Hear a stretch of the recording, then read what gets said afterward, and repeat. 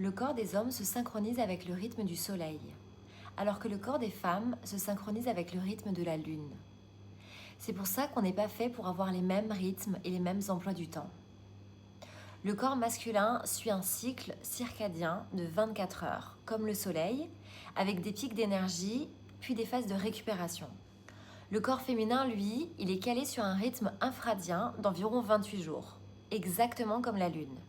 Et ce rythme de 28 jours, chez les femmes, il ne concerne pas juste nos règles. Il influence vraiment notre cerveau, notre énergie, notre métabolisme et nos humeurs.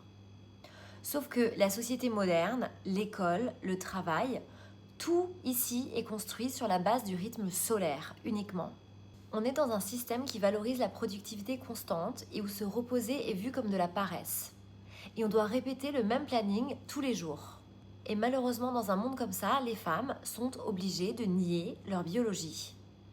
On est souvent puni pour être inconstante, alors qu'en réalité, on est juste cyclique. D'ailleurs, même les hommes, en vrai, ne sont pas censés être productifs 24 heures sur 24. Mais ça, ce sera pour une autre vidéo. Aujourd'hui, on se concentre sur le corps féminin. On nous dit par exemple que 7 heures de sommeil suffisent à tout le monde. Mais des études montrent que les femmes ont besoin de 8, 9, parfois même 10 heures pour récupérer vraiment. Pourquoi ? Parce que notre cerveau est plus actif dans notre journée en général. On nous dit aussi de faire du sport tous les jours pour avoir des résultats.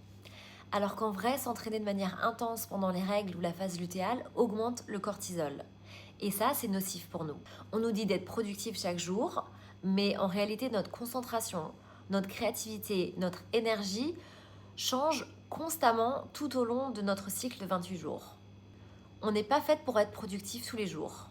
Autre chose par exemple, on nous dit que la recherche médicale s'applique à tous, alors que la majorité des études sont faites sur des corps masculins. Pourquoi ? Parce que étudier le corps féminin, ça obligerait à tout changer dans notre société. Le travail, l'école, le sommeil, toute l'organisation de la société en fait. Donc on préfère ignorer. On nous a appris à nous ignorer. On nous a appris à nous réprimer et à réprimer nos cycles. On nous a appris à voir nos fluctuations d'humeur et d'énergie comme des défauts, alors qu'en réalité ce sont des saisons.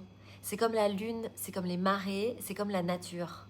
Et quand tu commences à vivre en phase avec ton rythme infradien et en adaptant tes mouvements, ton repos, ton alimentation et ta créativité à ce rythme-là, tout change. Vraiment tout. Moi, je pratique ça depuis quelques années et je peux vous aider. Donc dites-moi en commentaire si vous voulez que je développe plus de vidéos sur ce sujet et ce que vous voulez savoir exactement en priorité.